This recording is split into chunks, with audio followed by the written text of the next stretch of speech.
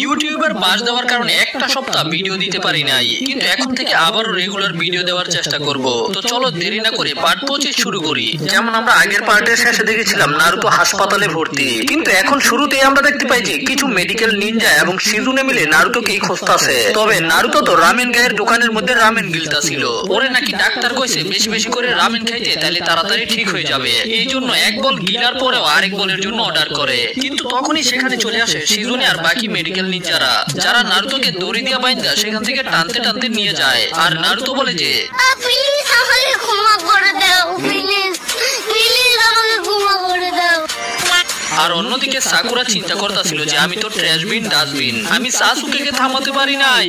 আর তারপরেই সাকুরা তাড়াতাড়ি করে বাসায় যায় আর নিজের জিনিসপত্রকে প্যাকেট করতে শুরু করে। মানে সাকুরা চিন্তা করতেছে ওই একা গিয়ে ওরোচিমারুর কাছ থেকে সাসুকেকে নিয়ে আইবো। এই জন্য সাকুরা প্রথমে নারুতোর কাছে যায়, যেখানে আমরা দেখতে পাই যে